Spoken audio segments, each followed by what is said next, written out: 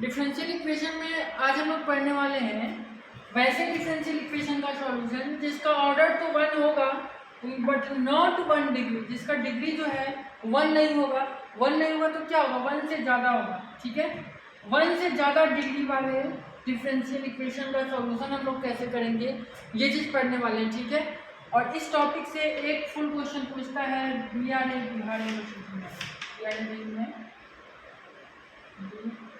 Sorry इसमें जो अहम एक क्वेश्चन फुल पूछता है पार्ट 2 में, आपको पता होना चाहिए। ये सिलेबस में पढ़ना है हम लोग को। ठीक है, इससे पहले क्लास में हम लोग 1 ऑर्डर 1 डिग्री पढ़ लिए हैं और 1 डिग्री बट नॉट 1 ऑर्डर भी हम लोग पढ़ लिए, जिसको linear differential equation with constant coefficient बोलते हैं, वो भी हम लोग पढ़ लिए। ठीक है, तो उस दोनों से भी एक क्वेश्चन आता है। देखिए, एक क्वेश्चन आता है 1 ऑर्डर 1 डिग्री से। ठीक है, एक क्वेश्चन इससे हो गया, 2 हो गया, और एक क्वेश्चन ऐसा आता है जिसका जो है ऑर्डर 1 होता है लेकिन सॉरी डिग्री 1 होता है लेकिन ऑर्डर ज़्यादा होता है, इसका उल्टा। ठीक है, ऑर्डर डिग्री अगर आपको समझ में नहीं आ रहा है तो हम आपको पहले बता दें कि ऑर्डर डिग्री होता है क्या है। वैसे ये सारी बातें बेसिक्स हैं। जैसे मान लीजिए कि डिफरेंशियल इक्वेशन का मतलब क्या हुआ, जिसमें वैसा इक्वेशन जिसमें डिफरेंशिएशन लगा हो, जैसे मान लीजिए dy बाई डी एक्स है। ठीक है, और 2 dy by D X plus X Y is equal to 0। मान लीजिए एक डिफरेंशियल इक्वेशन है, क्यों? क्योंकि इसमें डिफरेंशिएशन लगा हुआ है, देख रहे हैं ना। ठीक है, तो ये कितने ऑर्डर का है और कितने डिग्री का है ये हमको पता करना है। तो ऑर्डर अगर पता करना है तो देखेंगे इसमें जो है y पे कितना बार डिफरेंशिएशन हुआ है, तो एक बार हुआ है ना, तो ये इसका जो है ऑर्डर जो है 1 है। ऑर्डर कितना हो जाएगा, 1 हो जाएगा। ठीक है, अब देखेंगे ये जो डिफरेंशियल इक्वेशन है, ये जो डिफरेंशिएशन है, इसका पावर कितना है। ठीक है, इसका जो पावर है वो तो 1 है, क्योंकि इसके पावर में कुछ लिखा नहीं है, तो इसका जो पावर है 1 है, तो इसका जो डिग्री हो जाएगा 1 हो जाएगा। ठीक है, समझ गए ऑर्डर और डिग्री। मान लीजिए इसका पावर अगर 2 रहता है, ऐसे लिखा रहता है डिवाइड बाई डी एक्स का होल स्क्वायर। ठीक है, यहाँ पे डिग्री कितना हो जाता है, 2 हो जाता। अगर यहाँ पे d2 by D x square आता तो यहाँ ऑर्डर 2 हो जाता। ठीक है, तो ऑर्डर डिग्री इसी को बोलते हैं। ठीक है, तो आज जो हम लोग को पढ़ना है डिफरेंशियल इक्वेशन, उसका जो है ऑर्डर तो 1 होने वाला है। ठीक है, यानी वो dy बाई डी एक्स तो रहेगा, d2 by D x square नहीं आएगा, लेकिन बट नॉट 1 डिग्री, इसका जो डिग्री है यानी इसका जो पावर है वो 1 नहीं होगा, 2 होगा, 3 होगा, 4 होगा, 5 होगा, 6 होगा, n होगा, ऐसे करके। ठीक है, 1 से ज़्यादा होगा, यानी उसका डिग्री ज़्यादा होगा और ऑर्डर क्या होगा, 1 होगा। इस टाइप की डिफरेंशियल इक्वेशन को कैसे सॉल्व करते हैं हम लोग सीखेंगे। ठीक है, तो चलिए स्टार्ट करते हैं। चलिए समझते हैं कि कैसे इसको हम लोग सॉल्व करते हैं। डिफरेंशियल इक्वेशन लेते हैं। ठीक है, मान लीजिए dy बाई डी एक्स है। ठीक है, और इसका पावर में है 5 plus 2 dy by D x minus 3x। ठीक है, इक्वल टू 5। इस टाइप से मान लीजिए कोई आपको गिवन डिफरेंशियल इक्वेशन है, आपको दिया हुआ है और इसको सॉल्व करना है। ठीक है, तो कैसे करेंगे ये, अब आप इसको देख सकते हैं कि इसका जो डिग्री है वो 5 है मैक्सिमम। ठीक है, और ऑर्डर जो है 1 है। देख रहे हैं यहाँ कहीं भी d2 by D x square नहीं है, एक बार ही डिफरेंशिएशन हुआ है। तो इसी टाइप की इक्वेशन को अब हम लोग को सॉल्व करना है। ठीक है, तो क्या मेथड होता है, कैसे सॉल्व करते हैं ये समझिए। सबसे पहला बात जो इसमें समझने वाला है कि ये जो dy बाई डी एक्स है ना, इसको हम लोग यहाँ पे p मान लेते हैं। आपको ये कतई नहीं समझना है कि p से मेरा नाम है इसलिए हम p मान रहे हैं। आपका मान लीजिए दूसरे किसी चीज़ से नाम है तो आप वो मानिएगा। p मानने के लिए देखिए कुछ भी हम लोग मान सकते हैं, लेकिन p को ही इसलिए माना जाता है क्योंकि बुक वगैरह हर जगह सब में p फॉलो किया है।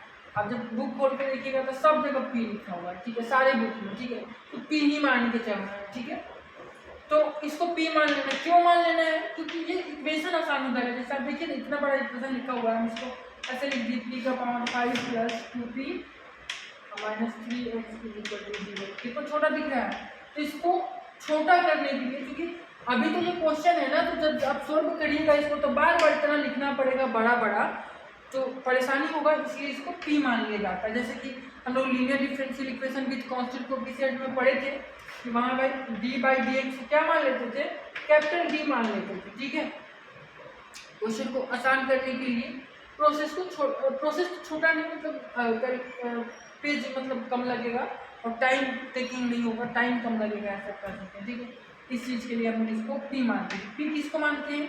D Y by D X को। ठीक है, तो सबसे पहला काम ये है कि अगर क्वेश्चन में इस टाइप का इक्वेशन दिया है और अगर वो वहाँ पे पी नहीं दिया है तो हम लोग D Y by D X को पी मान लेंगे। ठीक है, दूसरा बात ये है कि अगर पी दिया है क्वेश्चन में तो हम लोग वहाँ पे automatic D Y by D X ले लेंगे। ठीक है, ये नहीं हम लोग सोचेंगे कि पी बराबर कहाँ दिया है D Y by X, P का मतलब ही होता है D Y by D X. ठीक है, तो आपको ऑटोमेटिक खुद से ले लेना है। ठीक है, जैसे मान लीजिए क्वेश्चन में सीधा इतना दे दिया। ठीक है, तो आपको ये मान के चलना है, आपको ले के चलना है कि पी की जगह पे क्या है, D Y by D X. ठीक है, चलिए अब इसका सॉल्यूशन कैसे करते हैं, इस चीज़ को समझते हैं। देखिए ये जो इक्वेशन है ना, डिफरेंशियल इक्वेशन, इसका जो सॉल्यूशन करने का तरीका है वो 3 तरीका है। ठीक है, ये जो डिफरेंशियल इक्वेशन है इसको सॉल्व करने का जो है वो 3 तरीका है। ठीक है, तो मेनली जो मेन तरीका है वो एक तरीका है कि अगर ये इक्वेशन इस फॉर्म में हो, y बराबर P X plus function of P को सॉल्व। ठीक है, और दूसरा बाकी अगर इस टाइप में नहीं है, ठीक है, मतलब कहने का मतलब अगर इस फॉर्म में है तो पहले मेथड से हम लोग सॉल्व करेंगे, अगर इस फॉर्म पर नहीं बैठता है तो इसके लिए 2 अलग अलग मेथड है। ठीक है, जैसे कि एक मिनट हम सीधा आपको बता देते हैं, इतना लिखने की कोई जरूरत नहीं है। ठीक है, एक सेकंड। देखिए इस टाइप का जो डिफरेंशियल इक्वेशन होगा इसमें 2 फॉर्म होगा, या तो वो कैलकुलेट फॉर्म में होगा या नहीं होगा। कैलकुलेट फॉर्म क्या है, y बराबर P X plus function of P. ठीक है, अगर इस फॉर्म में है, ठीक है, तो उसका डिफरेंशियल, इसका जो सॉल्यूशन है वो हम लोग कैलकुलेट के मेथड से करेंगे। ये एक साइंटिस्ट का नाम है जो इस टाइप का सॉल्यूशन दिए थे, बताया था कि इसको ऐसे सॉल्व करना है। ठीक है, इस फॉर्म में है तो ठीक है, अगर इस फॉर्म में नहीं है, ठीक है, मान लीजिए कि y बराबर ऐसे आ गया, मान लीजिए 2p x plus P square. ठीक है, तो अब देखिए पी एक्स प्लस पी का तो फंक्शन है लेकिन 2 लगा हुआ है ना, जबकि आपको यहाँ 2 नहीं चाहिए, यहाँ हर हाल में तो पी एक्स ही चाहिए, तब ये इस फॉर्म में नहीं है। ठीक है, तो कैलकुलेट के फॉर्म में नहीं है, तब कैसे सोल्व करेंगे। और इस टाइप से बहुत सारे इक्वेशन बन सकते हैं जो कैलकुलेट के फॉर्म में नहीं हो। मान लीजिए कि हम यहाँ पे पी स्क्वायर करते हैं तो नहीं है कैलकुलेट के फॉर्म में, तब कैसे सोल्व करेंगे। तब देखेंगे कि अगर ये y बराबर के फॉर्म में लिखा हुआ है, y बराबर समथिंग, तो इसको हम लोग सोल्वेबल फॉर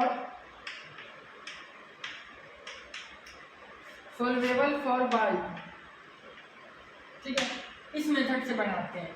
और अगर x बराबर लिखा हुआ है समथिंग, ठीक है, तो इसको सोल्वेबल फॉर x बनाएंगे। ठीक है, लेकिन एक बात आ सकता है कि क्या सारे क्वेश्चन में ऐसे ही दिया रहेगा y बराबर इतना, y बराबर इतना, या फिर x बराबर इतना? नहीं, क्वेश्चन आपको कैसे भी दे सकता है। हो सकता है कि पहले इधर लिखा हो, इसको उधर लिखा हो, तो आप उसको अरेंज करके देखिएगा। अगर वो इस रूप में अरेंज हो जाता है, कैलकुलेट के फॉर्म में अरेंज हो जाता है, तो इस मेथड को लगाना है।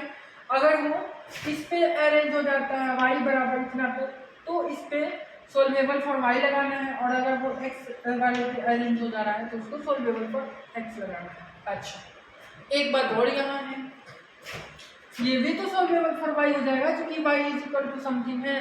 तो देखिए जो मेथड कहता है वो मेथड से एक्चुअली क्या होता है कि सोल्वेबल फॉर y और कैलकुलेट दोनों में इजी बनाना होता है ये कैलकुलेट से। तो जब भी हम लोगों को कैलकुलेट पे अगर क्वेश्चन फंस जाता है तो उसी पे हम लोग बनाने का ट्राई करेंगे। ठीक है, क्योंकि ये मेथड आसान होता है और आपका 60-70-80% क्वेश्चन तक इसी से आपका कवर हो जाएगा। ठीक है, जो कवर नहीं हो पा रहा है उसी को हम लोग सोल्वेबल फॉर y और x पे लाएंगे। ठीक है, तो आप इतना तो समझ ही गए, बाकी हम तीनों को डिटेल से चर्चा करेंगे। ठीक है, तो पहले एक उठाते हैं कैलकुलेट, सब पे हम एक क्वेश्चन आपको करके दिखाएंगे और सॉल्यूशन करके दिखाएंगे कि कैसे इसका सॉल्यूशन किया जाता है, इसका सॉल्यूशन प्रोसेस क्या होता है, कॉन्सेप्ट बता देंगे और एक क्वेश्चन सब पे करा देंगे। ठीक है, उसके बाद कंप्लीट हो जाएगा। देखिए क्वेश्चन ये आपको बना करके कॉन्सेप्ट समझाते हैं कि कैसे बनाते हैं कैलकुलेट डिफरेंशियल इक्वेशन। देखिए क्वेश्चन जो हम लिए हैं वो 3 बार पूछा हुआ है, 2010, 2012, 2014 में। ठीक है, बिहार यूनिवर्सिटी में। ठीक है, find the complete and singular solution of y is equal to px minus P square plus p। Actually जो है ये जो सॉल्यूशन होता है इसका दो टाइप का सॉल्यूशन निकलता है। ये जो डिफरेंशियल इक्वेशन है इसका दो टाइप का सॉल्यूशन निकलता है। पहले को हम लोग कंप्लीट सॉल्यूशन या फिर जनरल सॉल्यूशन बोलते हैं। कंप्लीट सॉल्यूशन को ही जनरल सॉल्यूशन बोलते हैं और दूसरा जो होता है वो सिंगुलर सॉल्यूशन होता है। ठीक है, तो दोनों को सॉल्व करना हम बताते हैं आपको कि होता कैसे है। ठीक है, तो आपको थोड़ी पता है कि जैसे ये क्या बोलते हैं कैलडॉट्स डिफरेंशियल इक्वेशन है कि नहीं। तो सबसे पहले चेक करेंगे, वैसे दिख रहा है लेकिन यहाँ मेंशन करना जरूरी होगा। सबसे पहले हम लिखेंगे गिवन डिफरेंशियल इक्वेशन। ठीक है, हम लोग का जो डिफरेंशियल इक्वेशन गिवन है वो कितना है, तो y is equal to P X. अच्छा ध्यान रखना ये है, ये जो p है वो हमेशा स्मॉल होता है। ठीक है, यहाँ पे स्मॉल p होता है, P x minus P square plus P. ठीक है, ठीक है, तो हम लोग देख रहे हैं clearly it is the form. ठीक है, it is the form of, किस फॉर्म में है ये, y is equal to P X plus function of p। Function of p का मतलब क्या हुआ, यहाँ पे ये जो फंक्शन होना चाहिए वो p में होना चाहिए। जैसे फंक्शन ऑफ x क्या होता है, x में फंक्शन, माने यहाँ पे जो भी एलिमेंट होना चाहिए वो p में होना चाहिए। p के अलावा दूसरा वेरिएबल x y नहीं होना चाहिए। ठीक है, तो क्या इसमें x और y को दिख रहा है, नहीं दिख रहा है ना, p x के बाद केवल p ही है। कांस्टेंट आ सकता है 2 3 4 5 आ सकता है, लेकिन कांस्टेंट यहाँ नहीं है, 1 है, उससे हमको मतलब नहीं है। ठीक है, तो वेयर यहाँ एफ पी की जगह पे क्या दिख रहा है, ऐसा लग रहा है कि F P is equal to कितना है, देखिए P F P is equal to P minus P square minus P square plus P, या फिर पी माइनस पी स्क्वायर, तो बात सेम ही है। ठीक है, तो यहाँ से हम क्या करते हैं, एफ डैश पी निकाल लेते हैं, आगे हमको इसका यूज आएगा, इसको निकाल लेते हैं। दिख रहा है ना, एफ डैश पी। अब एफ डैश पी का मतलब क्या होता है, इसको पी के रिस्पेक्ट में डिफरेंशिएशन करेंगे। अब अगर आप सोचिए ना, आपको दिया रहता था F X equal to -3 X minus 2, तो एफ डैश एक्स कैसे निकाल देते हैं, इसको एक्स के रिस्पेक्ट में डिफरेंशिएट कर देते थे, तो हो जाएगा 3। वैसे यहाँ एफ पी दिया हुआ है, जिसको पी के रिस्पेक्ट में डिफरेंशिएट कर देंगे तो एफ डैश पी हो जाएगा। पी के रिस्पेक्ट में डिफरेंशिएशन इसका 1 होगा और इसका होगा -2। ठीक है, यानी यहाँ से एफ डैश पी का जो वैल्यू है वो 1 माइनस 2p आ गया। ठीक है, चलिए अब हम इसका कंप्लीट सॉल्यूशन निकालते हैं। कंप्लीट सॉल्यूशन, ठीक है, तो कंप्लीट सॉल्यूशन का एक फॉर्मूला होता है। फॉर्मूला ये होता है कि y is equal to C X plus F P, sorry F C होता है। अब यहाँ पे c क्या है, तो c यहाँ पे जो है वो आर्बिट्रेरी कांस्टेंट होता है, लास्ट में हम लोग नीचे लिख देंगे। ठीक है, तो ये तो सी एक्स ही रह जाएगा और एफ सी कितना हो जाएगा, देखिए एफ पी इतना है तो p की जगह पे c रख देंगे तो इतना हो जाएगा, यानी ये हो जाएगा c माइनस सी स्क्वायर। ठीक है, अब we are C is arbitrary, जगह कम है, हम आर्बिट्रेरी को सीधा लेते हैं कांस्टेंट। ठीक है, सी क्या है, आर्बिट्रेरी कांस्टेंट है, ऐसा आपको नहीं दिख रहा होगा, यहाँ पे आप नीचे मेंशन किया हुआ है, देख लीजिएगा। तो एक तो ये सॉल्यूशन हो गया। ठीक है, ये कौन सा सॉल्यूशन हुआ, ये कंप्लीट सॉल्यूशन हुआ। अच्छा आपको लग रहा होगा इतना आसान है, हो गया, हाँ हो गया, एक पार्ट हो गया। ठीक है, यही है कंप्लीट सॉल्यूशन इसका, इसको जनरल सॉल्यूशन भी बोलते हैं। ये आसान होता है निकालना, आप देख ही रहे हैं, एक लाइन में निकल गया। इसका फॉर्मूला याद रखना है, y is equal to C X plus F C. ठीक है, अब चाहे तो ऊपर में मेंशन भी कर सकते हैं कि फ्रॉम कैलडॉट्स फॉर, या फिर नहीं भी कर सकते, कोई दिक्कत नहीं है। अब मेन है दूसरा निकालना, दूसरा क्या है, तो ये सिंगुलर सॉल्यूशन। ठीक है, ये सबसे मतलब मुश्किल क्या, मतलब इससे थोड़ा सा बड़ा है। ठीक है, सिंगुलर सॉल्यूशन। ठीक है, सिंगुलर सॉल्यूशन कैसे निकालते हैं, तो सिंगुलर सॉल्यूशन का सिंपल सा फंडा होता है x plus F dash P is equal to 0 करते हैं। ठीक है, ध्यान ये रखना है। अच्छा आगे हम बताते हैं, ठीक है। तो ये फॉर्मूला होता है, जैसे इसका ये कंप्लीट सॉल्यूशन का ये फॉर्मूला होता है, वैसे ही इसका ये फॉर्मूला होता है। हम इसको बॉक्स में रख देना, आपको इसको याद कर लेना है, ठीक है। एक इसको याद करना है और एक इसको याद करना है। ये जनरल सॉल्यूशन यानी कंप्लीट सॉल्यूशन का फॉर्मूला होता है और ये सिंगुलर सॉल्यूशन का फॉर्मूला होता है, ठीक है। तो अब यहाँ से क्या करेंगे, x तो x ही रहेगा, प्लस एफ डैश पी का वैल्यू रखेंगे। इसी दिन के लिए हम एफ डैश पी का वैल्यू यहाँ निकाले थे, 1 माइनस 2 है ना, इसको रख देंगे 1 माइनस 2 इज इक्वल टू 0, ठीक है। यहाँ तक तो कोई दिक्कत नहीं है। अच्छा अब क्या करना है, अच्छा आप ध्यान दीजिए एक चीज, डिफरेंशियल इक्वेशन का सॉल्यूशन का मतलब क्या होता है। सॉल्यूशन का मतलब तो यही होता है ना कि उसमें से डिफरेंशिएशन को हटा देना है। इसी डिफरेंशियल इक्वेशन का सॉल्यूशन का मतलब ये होता है कि उससे आप डिफरेंशिएशन को हटा दीजिए। और यहाँ पे डिफरेंशिएशन क्या है, P D Y by D, इसको ही तो पी माने थे ना, तो वही तो डिफरेंशिएशन था, यानी पी को हटाना है। हम एक काम करते हैं, पी का जो value D Y by D होता है ना, उसको यहाँ रख देते हैं, ठीक है। अब देखिए क्वेश्चन में कहीं भी नहीं दिया है कि पी का value D Y by D, लेकिन आपको ये खुद से लेना है, ठीक है। हम आपको पहले ही बताएं कि पी का मतलब ही होता है डी वाई बाई डी, ठीक है। तो ये x प्लस 1 है, ठीक है, रहने देते हैं -2। अब p का वैल्यू dy बाई dx रखेंगे, ठीक है, इज इक्वल टू 0। अच्छा x प्लस इसको उधर ले जाते हैं, ठीक है। तो x प्लस 1 डायरेक्टली से dy by dx is equal to x plus 1/2 हो जाएगा, ठीक है। यहाँ तक तो कोई दिक्कत नहीं होना चाहिए। अब इसके बाद क्या करते हैं, dy इज इक्वल टू, इसको ऐसे लिख सकते हैं x plus 1/2 into D X, ठीक है। अब दोनों तरफ इंटीग्रेशन कर देंगे, ठीक है, कर देते हैं, तो कर देंगे, ठीक है। इंटीग्रेशन कर देंगे तो ये हो जाएगा y और ये हो जाएगा इक्वल टू 1/2, तो बाहर आ गया। x का डिफरेंशिएशन हो जाएगा x/2, ठीक है। अब 1 क्या हो जाएगा x, ठीक है, प्लस c, ओके, ठीक है। अब 1 इस 2 को इधर ला के ये हो जाएगा, नीचे अब नहीं दिखेगा ना, यहीं तक दिख रहा है, देखिए तो इसको थोड़ा सा और नीचे कर देते हैं।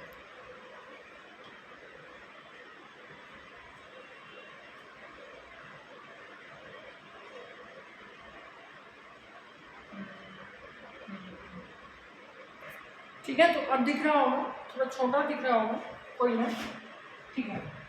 तो अब तो इसके नीचे नहीं दिखेगा, इसके नीचे इधर लिखो, इस 2 को इधर लाएंगे तो ये कितना आ जाएगा 2y, देख रहे हो ना, तो 2y इज इक्वल टू, और ये देख लीजिए x²/2, या फिर आप इसको ऐसे लिख सकते हैं x²/2 और प्लस c, ठीक है। तो अब चाहे तो यहीं पे आंसर दे सकते हैं, अब चाहे तो इसके आगे भी सोल्व कर सकते हैं, ठीक है।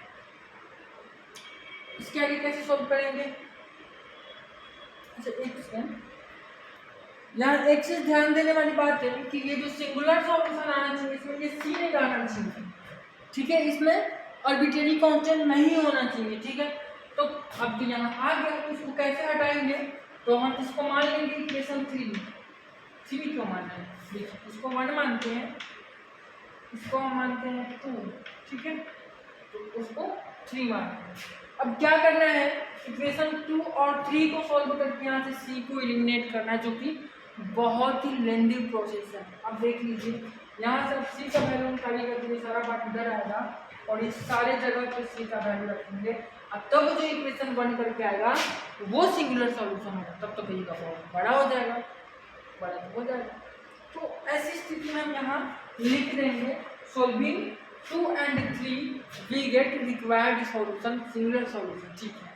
लेकिन इसके अलावा हमारे पास एक और तरीका है, एक दूसरा मेथड है, जिसकी मदद से जो इक्वेशन निकलेगा उसमें c ऑलरेडी गैप हो जाएगा और सिंगुलर सॉल्यूशन निकल जाएगा और इससे आसानी से निकल जाएगा, ठीक है।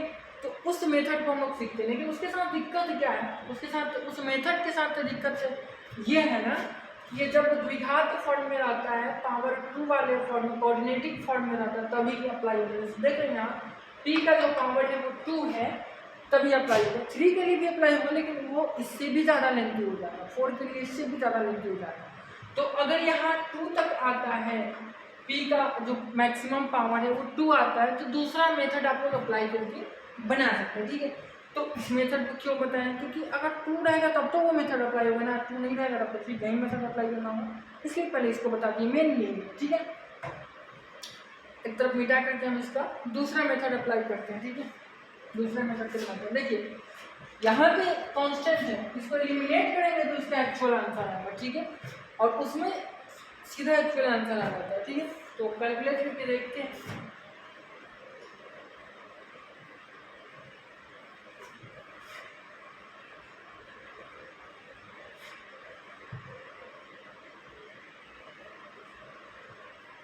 देखिए एक्चुअली जो सेकेंड मेथड है ना, उसका ऊपर वाला में लिखा है,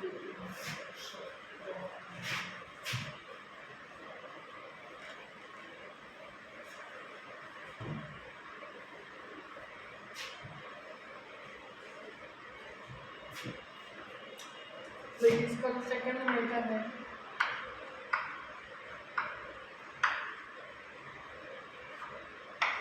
ठीक है, इसमें क्या करना है, इसको देखिए, इसको नहीं मिटा है, रीजन था, इसी को लेकर के आगे बढ़ना है, इसी को, इसको मान लीजिए इक्वेशन 2 और इसी को लेकर आगे बढ़ेंगे। ठीक है, फ्रॉम ये क्या था, कंप्लीट सॉल्यूशन था या फिर जनरल सॉल्यूशन, इसमें लिखेंगे फ्रॉम, ठीक है, फ्रॉम 2 से हमारे पास क्या है, y equal to cx minus c plus c, लिखी है ना।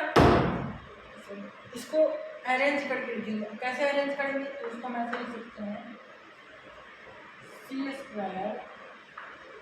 ठीक है, c² और प्लस cx, ठीक है, y को इधर लाएंगे तो ये माइनस c तो है ही, और ये माइनस y भी हो जाएगा, इक्वल टू 0। ठीक है, इस y को इधर लेना है, c ऑलरेडी माइनस हो दोनों प्लस में। ठीक है, तो अब देख रहे हैं ये ऐसे हो जा रहा है, c² plus cx minus c plus y। अब ये द्विघात समीकरण, द्विघात बहुपद के क्या बोलते हैं, कोऑर्डिनेटिक इक्वेशन के फॉर्म में आ गया। ठीक है, इंग्लिश आप समझ लो। ठीक है, तो अब इस फॉर्म में आ गया है, तो एक चीज़ आपको और पता होना चाहिए, यहाँ जो c का जो वैल्यू है ना, वो तो कोई एक ही वैल्यू होगा ना, c आर्बिट्रेरी कांस्टेंट है, तो या तो c का वैल्यू 2 होगा, 4 होगा, 5 होगा, 10 होगा, कोई तो एक होगा ना। ऐसा थोड़ी है कि c का जो वैल्यू आएगा एगो 2 और 3 नहीं हो सकता, क्योंकि यहाँ पे ये आर्बिट्रेरी कांस्टेंट है। ठीक है, लेकिन यहाँ ये द्विघात बहुपद है, ये कोऑर्डिनेटिक इक्वेशन है, तो यहाँ से आपको ये पता चल रहा है कि नहीं, c का जो वैल्यू है वो 2 वैल्यू आएगा, और ये जो डिफरेंशियल इक्वेशन का इक्वेशन है ये बता रहा है कि ये चूंकि आर्बिट्रेरी कांस्टेंट है तो इसका एक ही वैल्यू पॉसिबल है। तो इसका मतलब ये हुआ ना कि c का जो 2 वैल्यू है वो दोनों इक्वल होगा, दोनों इक्वल होगा। डैट इज अगर c बराबर 2 है तो ये 2 2 बार आया होगा, रिपीटेड फॉर्म में होगा। तो हम लोग 10th क्लास में पढ़े थे, अगर रिपीटेड फॉर्म में आता है, अगर किसी द्विघात बहुपद का रूट रिपीटेड फॉर्म में आता है, डेट इज दोनों इक्वल आता है, तब जो है उसका d0 होता है। ठीक है, और d0 का मतलब b² माइनस 4ac, b का है तो b, a का है तो ये 1 यहाँ पे। ठीक है, 80 का है तो ये, तो इसी कॉन्सेप्ट को हम लोग अप्लाई करते हैं। ठीक है, देखिए वो क्या रहा है, यहाँ पे एक लैंग्वेज लिख देंगे हम लोग, लैंग्वेज क्या लिख देंगे,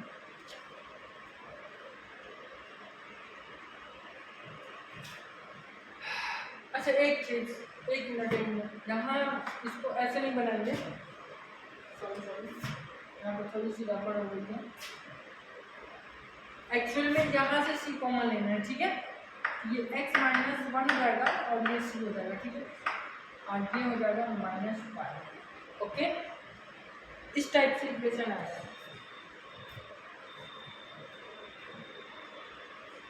ठीक है।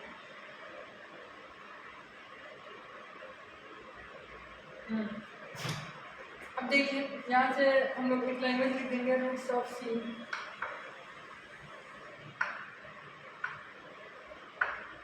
रूट्स ऑफ सी फिर डी इक्वल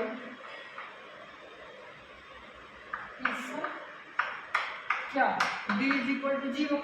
अगर डी का वैल्यू 0 होगा तभी तो इसका रूट इक्वल होगा, ठीक है।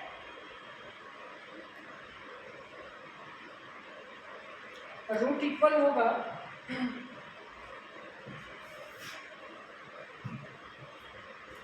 और एक चीज, एक मिनट, आज पता नहीं क्यों इतना मिस्टेक कर रहा है। इसका जो एक्चुअल इक्वेशन था हम तो मिटा दिए, लेकिन यहाँ से जो सी एस का था ये माइनस में था, ठीक है, और ये प्लस में था। गलत नहीं करते, जो क्वेश्चन था हाँ वहाँ पे पी स्क्वायर माइनस होता तो ये माइनस में था, ये प्लस में था। अब यहाँ पे सबका साइन चेंज हो जाएगा, इसको इधर ला दिए तो ये प्लस में हो गया और इसको इधर ला तो ये माइनस में हो जाएगा। ओके सॉरी, हाँ ये माइनस में हो जाएगा, तो सी भी इधर आया तो माइनस में हो जाएगा, वाई जो है प्लस में जाएगा, ठीक है। तो यानी कि यहाँ पे जो है प्लस में हो जाएगा, ये माइनस में हो जाएगा और ये हो जाएगा प्लस में, इस टाइप से इक्वेशन होगा, ठीक है। अब डी इज इक्वल टू 0 हम लोग को लेके चलना है, तो डी का मतलब होता है बी स्क्वायर माइनस 4ac, ठीक है। तो बी स्क्वायर, तो बी की जगह पे यहाँ क्या दिख रहा है, माइनस एक्स प्लस 1 का होल स्क्वायर माइनस 4ac।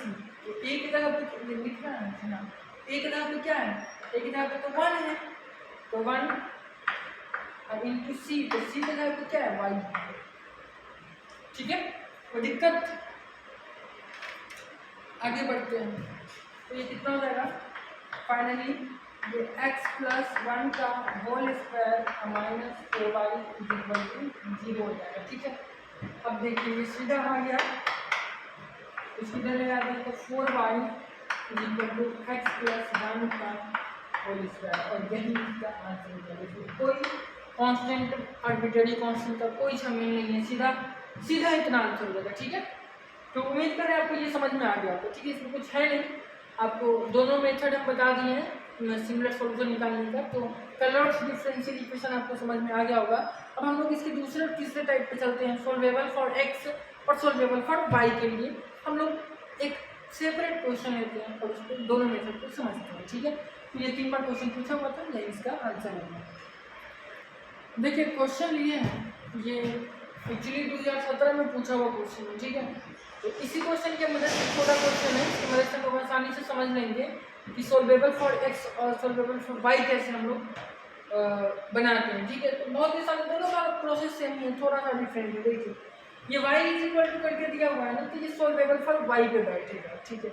इसका मतलब क्या होगा, तो दोनों में बस इतना सा ही डिफरेंट है कि अगर सोल्वेबल फॉर वाई का क्वेश्चन है, इसको एक्स के रिस्पेक्ट में डिफ्रेंशिएट करेंगे।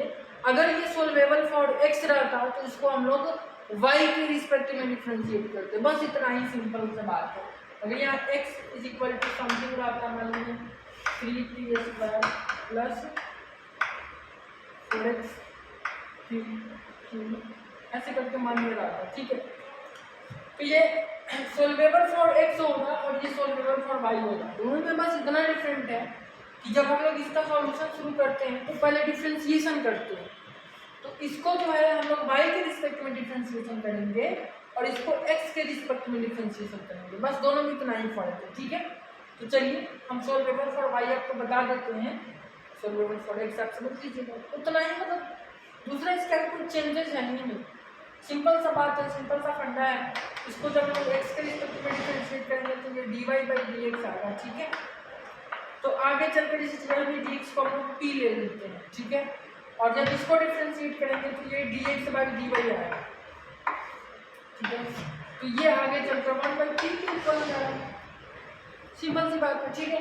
बस इतना ही कॉन्सेप्ट समझना है, बाकी दोनों मेथड सेम है, ठीक है।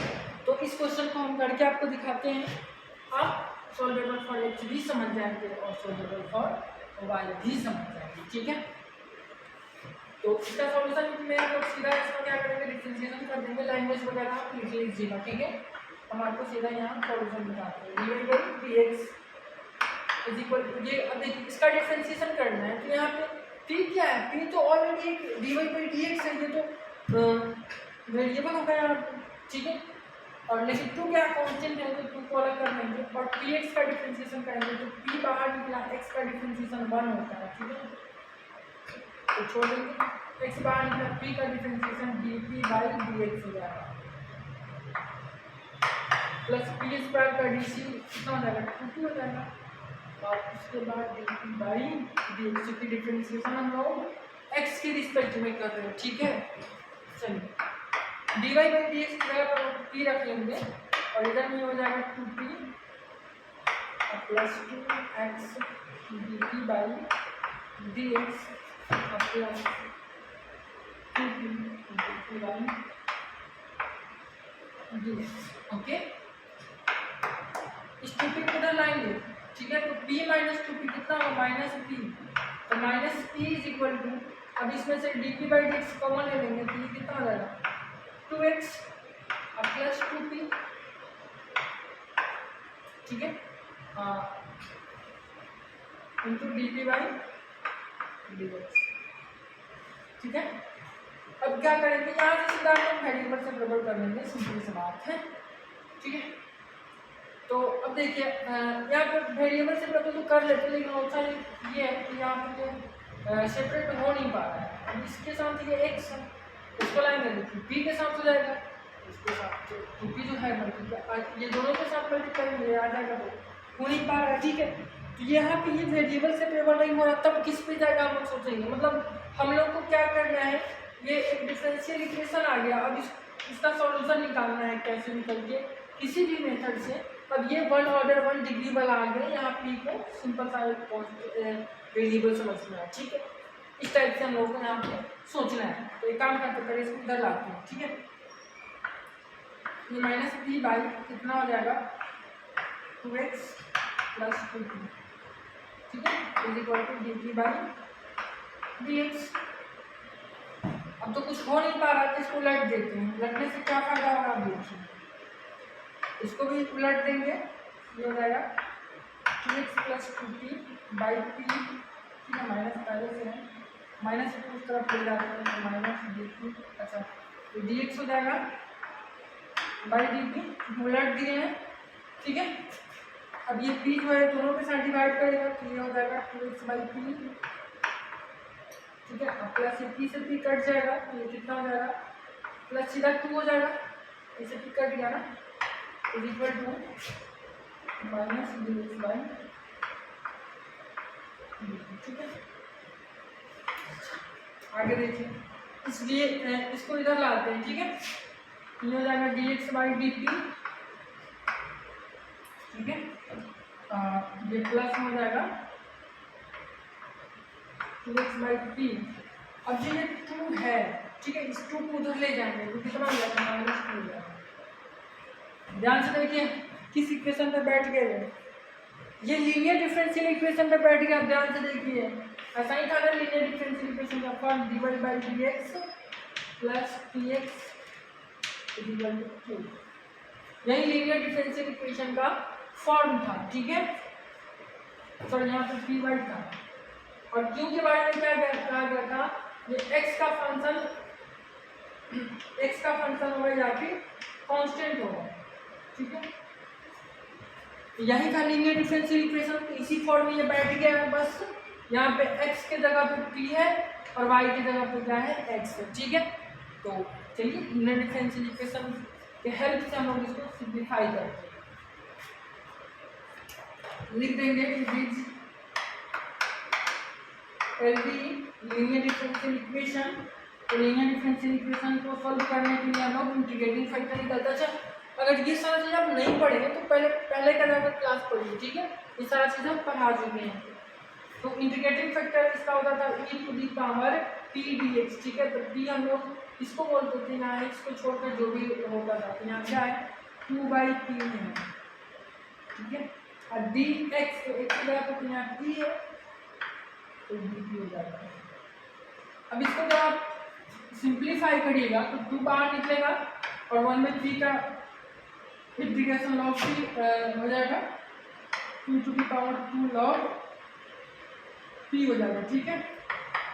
यानी कि 2 log पी स्क्वायर हो गया, यहाँ से कितने बराबर हो जाएगा पी स्क्वायर के बराबर हो जाएगा, क्योंकि के पावर में अगर लॉग रहता है तो यहाँ ये लॉग खत्म हो जाता है, ठीक है। चलिए तो ये इंटीग्रेटिंग फैक्टर आ गया, इसका जनरल सॉल्यूशन निकालते हैं, जनरल सॉल्यूशन, ठीक है। तो इसका जो जनरल सॉल्यूशन होता है उसका फॉर्मूला होता है y इंटू इंटीग्रेटिंग फैक्टर, लेकिन यहाँ y की जगह पे क्या है x है, तो x into integrating factor i equal to q into integrating factor integration q into integrating factor dx की जगह पे t, ठीक है। अब इसमें सारे का वैल्यू पुट कर देंगे तो x आप इंटीग्रेटिंग फैक्टर क्या है पी स्क्वायर है, तो ये हो जाएगा P square X is equal to integration q कितना है, तो q की जगह पे -2 है, तो यहाँ -2 रखेंगे, इंटीग्रेटिंग फैक्टर है पी स्क्वायर पी स्क्वायर, ठीक है, ठीक है। ये पी स्क्वायर एक्स हो गया, -2 तो बाहर निकल जाएगा। अब पी स्क्वायर का डिफरेंशिएशन कितना होगा पी क्यू, ठीक है। अब बाई में थ्री, ठीक है। तो इस तरीके से इसका हम लोग वैल्यू निकाल लेंगे, ठीक है। एक सेकंड, हाँ, इसके बाद इसमें कांस्टेंट भी होगा प्लस सी भी होगा। अब इसको इधर ला लेंगे, P square X plus 2/3 P Q equal to C, ठीक है। अब देखिए एक्चुअल में जो हम लोग को आंसर देना है उसमें पी नहीं होना चाहिए, क्यों? क्योंकि पी तो यहाँ पे dy बाई डी एक्स हो जाएगा ना, और dy बाई डी एक्स तो हमको चाहिए नहीं, उसी का तो सोल्यूशन करना है। तो इसको हम लोग मान लेंगे इक्वेशन नंबर 2, ठीक है। और जो गिवन इक्वेशन है यहाँ पे इसको 1 मान लेंगे, ठीक है। और एक लैंग्वेज लिख देंगे from 1 and two eliminating P, ठीक है। जब 1 इक्वेशन 1 और 2 से हम लोग पी को एलिमिनेट करेंगे तो जो वैल्यू आएगा वही इस क्वेश्चन का आंसर होगा। अब क्योंकि एलिमिनेट करना इतना आसान नहीं है, आप देख रहे हैं एक में से पी का वैल्यू निकालिए और उसके बाद दूसरे में पुट पाई का वैल्यू निकालिए, ये बहुत बड़ा हो जाता है, ठीक है। तो हम लोग इसको निकाल करके नहीं बताते, हाँ किसी अगर क्वेश्चन में छोटा है, छोटा मोटा क्वेश्चन है तो उसमें करके दिखा देते हैं, लेकिन इस टाइप से क्वेश्चन में हम लोग इसको निकालेंगे नहीं, बस लैंग्वेज लिख देंगे और यही इसका आंसर हो जाएगा। तो ऐसे ही अगर सॉल्वेबल फॉर एक्स रहता तो हम लोग यहाँ वाई के रिस्पेक्ट में इसको डिफरेंशिएट करते हैं, डिवाइड बाई डी इसके जगह पे 1/3 रखते हैं और आगे चलकर ऐसे ही इसको सिंप्लीफाई कर लेते हैं, ठीक है। तो ऐसे ही जो भी क्वेश्चन आएंगे उसका सॉल्यूशन करना है और हो गया फिर। यही सब यही 2-3 टाइप है बस, इसी टाइप। अब इससे एक फुल क्वेश्चन आता है, 3 क्वेश्चन आता है, इसमें 2 क्वेश्चन बनाना आता है, यानी फुल क्वेश्चन, ठीक है। उम्मीद करते हैं ये सारा चीज़ आपको समझ में आया होगा और पिछले 10 साल के क्वेश्चन बैंक से हम छाँट कर सारा चीज़ को इस टॉपिक से रिलेटेड जितने भी क्वेश्चन एक जगह किए हैं, अगर आपको चाहिए तो आप हमको टेलीग्राम पर मैसेज करिएगा, हम आपको दे देंगे, ठीक है। सॉल्यूशन भी है, अगर कोई क्वेश्चन आपसे फंसता है तो आप हमसे पूछ सकते हैं, ठीक है। मिलेंगे नेक्स्ट वीडियो में।